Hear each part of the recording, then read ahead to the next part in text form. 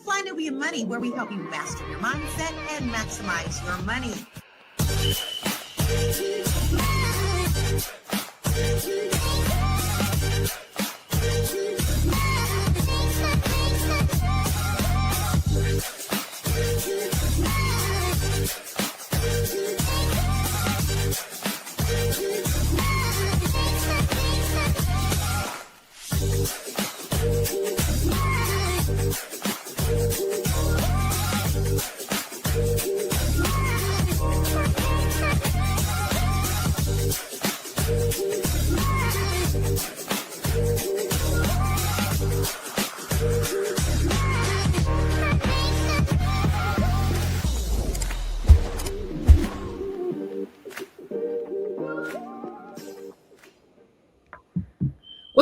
What's up, everyone? Today is Fly Nubian Money Wednesday. Happy hump day, ladies. How you guys doing today?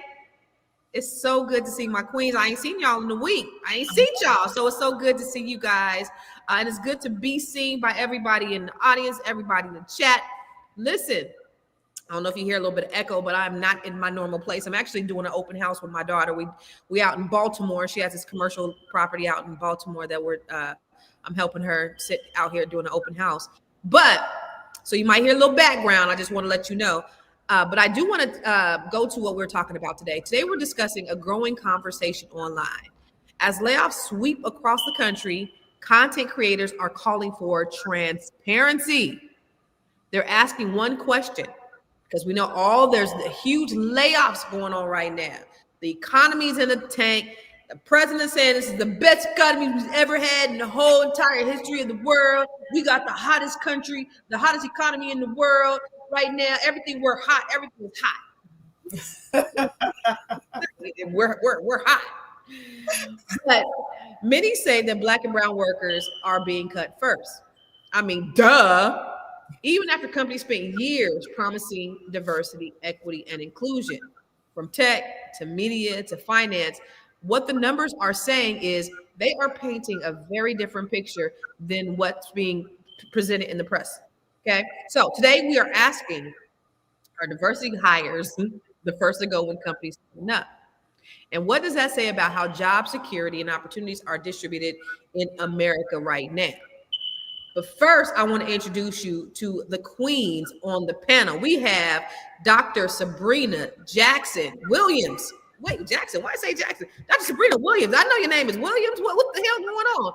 Dr. Sabrina Williams, SEW. It's SEW. Oh, we were gone too long. Jackson Williams. They all Black. Jackson Williams. I guess they just we're gonna give you whatever we want to give you. Just give you a Black. Johnson. We don't care. Whatever. How you doing, Miss Lady? It's good to see you. I'm good. I've been missing you guys. I've been missing you. Telling you, when you don't see your beautiful faces, it's like, wait, something missing. Right. Well, it's good to see you. So I always love engaging and conversing with you, the both of you ladies. You guys, some of the most highly intellectual women on the planet. And of course, we got the B. Big.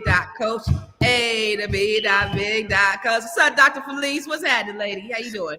How you doing, Constance? We're going to get doctorized and therapized all in one sitting. So it'll be good because you guys have so much knowledge and information on this and what we can do. And we always try to be solution oriented. I mean, this is information that we all know to be true. It's like, okay, yeah, we know when America has a cold, what happens to Black people?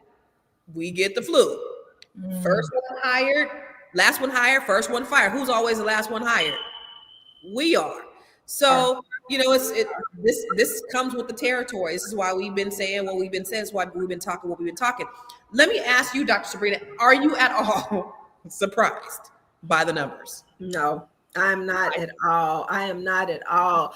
Because of what you just said. We're always, that has always been our norm. So why would we expect to see anything different? And I think once that whole DEI went away, hey, it was open sesame then. A lot of the things that people wanted to do from the start. Now they had, the legal right to go ahead and do that. And the reality is, it's sad because we bring so much value to whatever space we are in. And so you have to know that as a society, we are just missing out on that which we bring. And it's something that nobody else can bring that to the table except us. So, yeah. But that's real, because the thing about it is, what people who understand diversity understand is diversity breeds, and it breeds inclusion, but it also breeds people morale. When you work together, you have morale. There is this thing going around, and this Project 2025, the people from Project 2025 are saying it. You've seen who was at that Cuomo, who actually parroted it, saying diversity is not beneficial. This is what the Republicans are saying, that diversity is actually harmful. How? When you have a country that's built on diversity, we're supposed to be this melting pot. But what's happening is birth of white people are going down. The browning of America is happening, and they are thinking that they're losing their power. And essentially, they're doing everything they can to fight to get that power back. But Dr. Felice, let me ask you the same question. Were you surprised? Is anybody in the chat surprised at the numbers? No, not at all. And in fact, one of the things that I've been doing for years when I meet with people, especially with Black and brown people, I always tell them, you should always be looking. You should always be connecting with your purpose and your passion so that you can always have a pivot. And I've always been telling people, you can't get comfortable. You can't drink the Kool-Aid. And so and DEI was always an illusion, right? Now, it did allow for people to get in the door, but did corporations really practice DEI? Not really. And so now what this time has caused is for people to really be who they are. Now they're really showing us who they are and what they've always wanted. And so I think we've been in sort of like a matrix where people thought, oh my gosh, now there really is diversity. No, it was never real. Even when we had it, it was just in name only, but not really in intention and in real practice. And so I've always been telling Black and brown people, like, you got to have a pivot just in case. Like, they don't really want you there. When they created that corporation, it was never with you in mind. And I've always been telling people that corporate America is just a modern day plantation. And if you look at dynamics of that was modern day plantation, they still only had certain people in certain higher up offices, but the people working the field, the people making sure that the company made the money, those were the Black and brown people. And so, it's just been a modern day corporation. And then this is what I think is going to happen. I think it's going to backfire. I think you removing the salt, you removing the preservatives from your company is going to backfire on you. And so, you got to let people kind of make their bed, and they're going to lie in it, which is happening now. You are now lying in your bed and seeing the result of when you continuously oppress people and you make it hard for them to live like human beings have the right to live and show up in this world. I mean, this administration is so fucked up that you think about Donald Trump. You try to get rid of the Mexicans and you getting rid of the brown people. So now our produce is going up. Now all the things, our essentials are going up. Now we can't have basic things because who's going to do the work? He said, when we went to the inner cities, we thought they'd be the ones to do it. They thought they was going to put us back on the plantation in that way where we're doing hard labor. And Black folks is like, no, we got a certain skill set. We know our worth. So I'm not picking the grapes. I'm not picking the uvas. I'm not doing it. So then I saw an interview with him on Fox News the other day, and he was like, we need the Chinese people to come over. We need the Indians to come over because we just don't have the talent in the workforce. And she's even like, this is Fox News. She's like, we do. What you said, Dr. Felice, is so true. America is going to fall on its face because it's so sick with racism.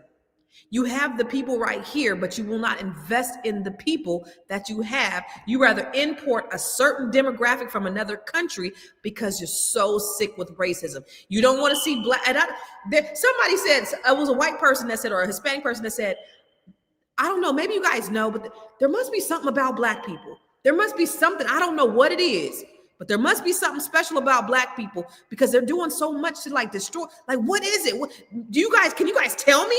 Because all the efforts specifically that go against black people, is there a secret that they know that we don't know?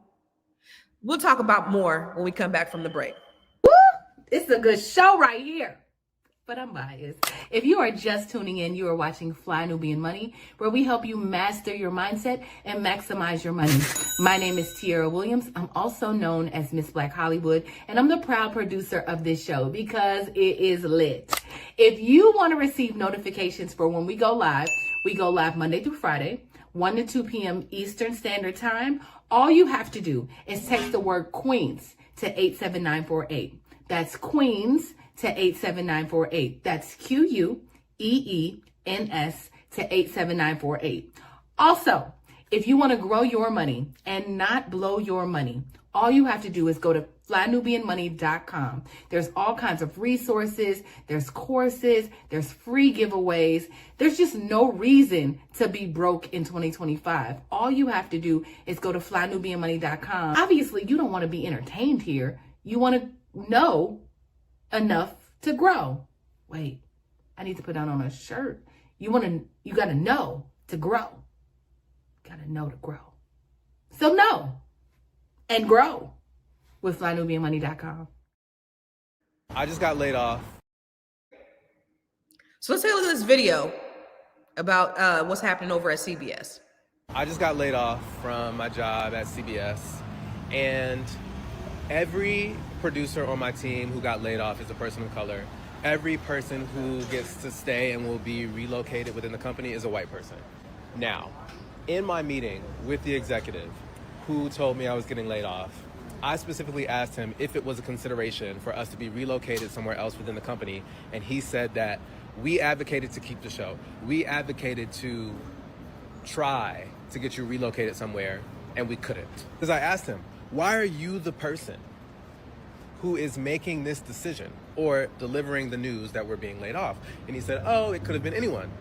Only to later find out, because it wasn't until I went downstairs thinking that me and all of my colleagues had been laid off, that I found out that it was only the people of color.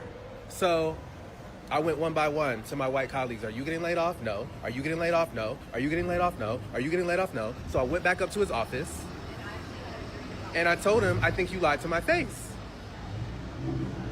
And come to find out, it was not his decision to eliminate the show that I worked for. But he did get to decide who got to stay. I told him, you said that you couldn't get us relocated, only to find out that you were able to get some people relocated and they all happen to be white. Am I supposed to believe that that's a coincidence? And he said, yes. I'm supposed to believe that's coincidence. I said, do you believe that's coincidence? He said, I do, because I chose to keep the people who I had worked with before. So mind you, not only is it not based on merit, it is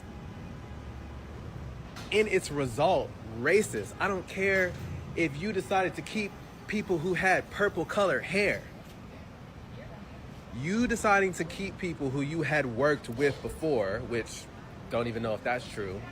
If the outcome of that decision is racist, the action was racist, that shit is fucked.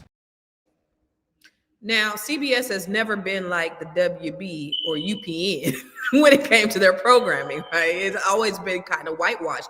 But then you have to wonder what's going to happen with the programming going forward with CBS. So, Dr. Sabrina, what are your thoughts on what he said about this idea that CBS is only laying off Black people? Not surprised again, given where we are. But I think this, as disappointing, as upsetting as it is, I think this lends itself to a whole nother conversation. And that is, what do we need to be doing to build our own? I think about, and I'm gonna give you an example. My husband retired last Monday from his job. He's been there for 23 years. Okay. During that time frame, we have reared 2 sons. Now, after spending 23 years of your life on someone's job at someone's company, here's the thing. There's no succession.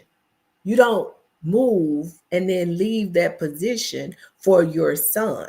Now, I do understand in some instances, in some companies, there is this thing called nepotism, and doors are open for people's children and relatives, but that by far and near is not our reality. And so I think, as disappointing as things are right now, I think it's a wonderful opportunity to have a discussion within our own community about what we are building for succession for our children and our children's children. No, that's good shit. And I know, even pivoting to you, when you talked about the pivot, Dr. Felice, Patricia Jones said, America is falling slowly every day. I've never seen so many white people marching in my life with signs of their disapproval of this racist administration. This is really a sign of the times of what's going on in America, how we are seen across the globe, how we've lost respect. Donald Trump is tone deaf to everything because he still thinks we're hot. I'm hot. This is hot. And you see that the Commanders game last Sunday, they booed him, they flipped him off. They're like, so it was just a lot going on with this administration. He don't care because in the meantime, while they're doing all this stuff, they're getting richer and richer and richer. There's never been a time in history where a sitting president has just gained so much wealth and it's gone unchecked. We also know that they said, listen, they're desperately trying to make sure that the Democrats don't win the midterms because they said, we going to jail.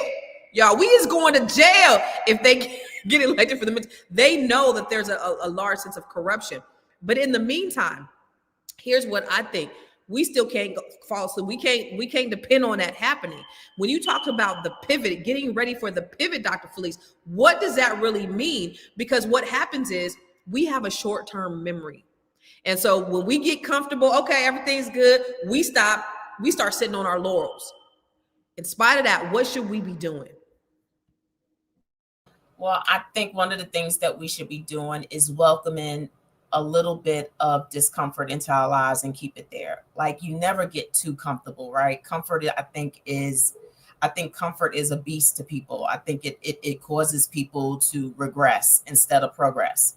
And so you got to keep a little bit of discomfort. I also think that we need to change the mindset from drinking the Kool-Aid of a me individualistic kind of mindset into a we community mindset. We are going to have to depend on each other in order to make sure that we get the outcomes that we need just for ourselves, but for our children, because our children are getting ready to enter a world that we really didn't prepare them for. And they are our legacy. So if we don't teach them how to be resilient, if we don't teach them how to swim, we run the risk of becoming extinct. And so we have got to pass this on to a mindset about community, about helping each other, and then think about what it is we do still have. What do I have and what do I have to offer? And how do I give that and make that work, not just for me, but for the collective in ways that is manageable and reasonable, right? Because sometimes we can go too far out. Well, I can't help everybody, but who can I help in my immediate circle? Who do I see that there's a need? How do we pull our resources intellectually, financially, gifts, talents, and abilities to make sure that we're all good?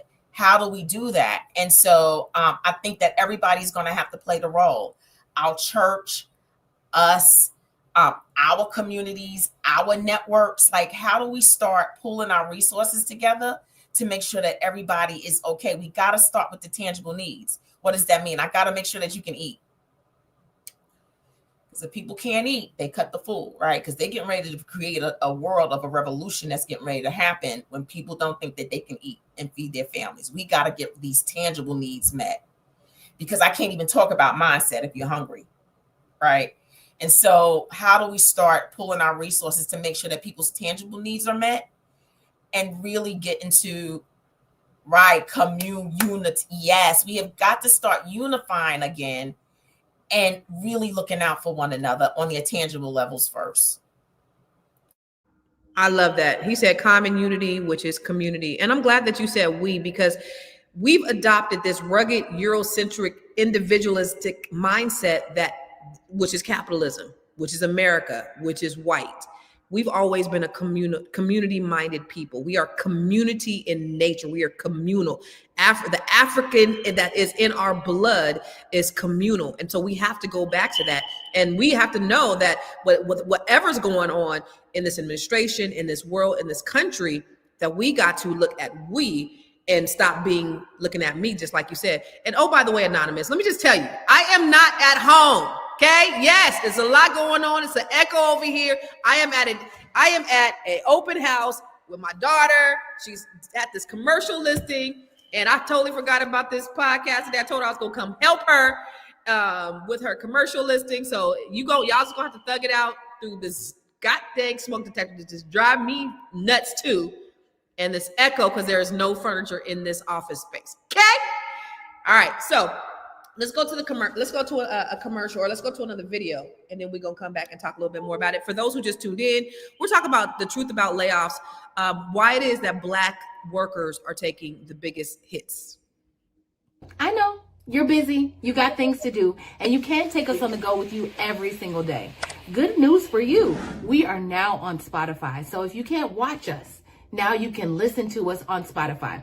Search Fly Nubian Money, and all the episodes shall appear. All you have to do is like, subscribe, leave a 5-star rating, leave some comments, tell people how you love us, so that when other people come along and are looking for a great show to watch, they can find Fly Nubian Money too. One last thing, and just in case you've been sitting under a rock, Fly Nubian Money now has an investment club. We are the Fly Nubian Money Club. It's easy. All you have to do is go to flynubianmoneyclub.com, and I am committed to bringing in top experts from all industries to help you level up. They're teaching us the skills that we need to compete in this market. We often say that nobody is coming to save us, not the government, but guess what? We're coming to save us. I'm coming to save you with the Fly Nubian Money Club. So listen, all you have to do again is go to flynubianmoneyclub.com. We have a 30-day free trial set up just for you, just for those people that are struggling. Even if you ain't struggling, you ain't got to struggle. I'm coming. About a month ago, I made a video talking about how 300,000 Black women have recently been laid off from their jobs, myself included. And one of the main questions and critiques under that video was, well, what about X group of people? Everyone's getting laid off right now. It's not disproportionately affecting Black women. And I'm here to report to you that that is actually false. There was just an article that came out from the New York Times that gave the labor statistics of how employment's affected for other groups of people. And let me read it to you. So white women over the same time period have seen an increase of over 100,000 jobs. Same with Hispanic women, and wait for this, white men have seen the largest increase among groups, over 300,000 in the same time period. So yeah, breaking news, Black women are being disproportionately affected, and it is now proven. And it's really sad, and honestly just makes me want to shop for more Black-owned businesses and be way more intentional about that. So yeah, go support other Black-owned businesses and consider starting your own, and definitely just prepare yourself for layoffs. I know no one wants to think about worst case scenarios for stuff, but being financially prepared has definitely helped me more during this time. So maybe I'm the only one that didn't hear, because all I heard was stop. So I was trying to hear she said, what did she say, y'all? Somebody sum it up for me, because I didn't hear it. She was saying that there's an increase in Latina men and women and white men and women in jobs. So they haven't been affected by this job loss, that there has been an increase in them actually getting employment, where the decrease is only happening on the side for Black people. Good old meritocracy. The idea that you get the job based on your merit, which has never happened in this country. Meritocracy does not exist in America. But yet, here we are. Dr. Felice, Dr. Sabrina, what do you think about this idea of meritocracy and the idea of Black people? They said Hispanic is on the rise too, or is on the decline? On the rise. And so you got to think about those industries. Possibly it could be construction, it could be in those areas where they're finding an increase. So you have to think about Hispanics, even though they deporting them. I still see Latinas working. Not everybody's being deported. Okay. All right. Ooh, okay, go ahead. Dr. Sabrina, what do you think about this? Okay, go back to your, because we broke it up there. What was the original question? I'm saying, like, what do you think about this whole idea of Black folks on the decline, everybody else on the rise? What is it? Is it a targeted effort to destroy our community? Absolutely it is. Absolutely it is. And then here's the sad part. When you add that on top of everything else that's going on, okay, for example, the government is shut down now. So these people are out of work, okay? Are there 300,000 jobs out there available? So during the time frame in which they are looking for employment, chances are they may have to have some type of assistance. Okay, well, everything is shut down. Where are they going to go to get this assistance? Okay. So during that time frame, they may need to eat. One of those non-essential things like eating. They may need to eat. Well, there are no benefits available because the government is shut down. So how do they do that? And I got one for you. Constance, are you ready for this? We had a whole load of monkeys, infected monkeys that overturned here in the state of Mississippi a few weeks ago. So not only are there no SNAP benefits, people can't even go in the woods and hunt safely to try to get them some food because they may get attacked by the infected monkeys. So we got all that going on as well. And on top of that, on a serious note, I just need to lighten things up. Look at your face. But that's true, though. That's true. They got the monkeys now. There were 3 still running around on the loose. But I mean, you see, it's just so many things that are adding to this. And then when you factor in this stuff with the Affordable Care Act and the premiums going up. So now I have no job. I have no insurance. We barely eating over here. And oh my God, now that I'm stressed, I can't go see Dr. Felice or nobody because I don't have any benefits. But I'm going to pay them. So, I mean, I think, yeah, it is intentional. Okay, so let me ask you, Dr. Felice, with everything that's going on, right? White people we've seen time and time again, they will vote against their own best interest because they are sick with racism. They hungry right now. They still gonna vote for Trump. They ain't got no insurance, no medical. They still gonna vote for Trump. What do you think? Just in your therapy mind, because this racism just overpowers people that much. Is it that powerful? What is it going to take for them to turn and turn from their wicked ways and see what's really going on? What is it going to take for these white people who have the power in the numbers to vote this stuff in? What do you think it's going to take for them? That's a great question. To see. It's a great question. And I think when people have a blinder on, it's very hard for them to see. And it takes me back to, if you remember, y'all know, y'all call me the first lady in another life, and I accept it, right? Y'all, I always bring it back to spiritual. But if you think about it, remember the story with Moses and the Egyptians, right? God purposefully hardened the Egyptians' heart towards those people on purpose, because he wanted to be able, when he rescued the people from out of their oppression, he wanted to be able to get the credit.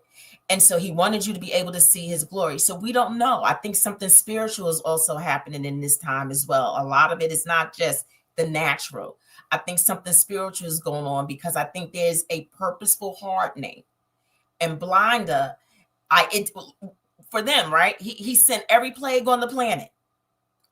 And nothing caused them to release the oppression of those people. So I don't know necessarily what it's going to take, but I do want our people to stay encouraged. I do want our people to be and start preparing and positioning themselves for a possible transfer of wealth. But you got to stay positive in order to be able to receive it.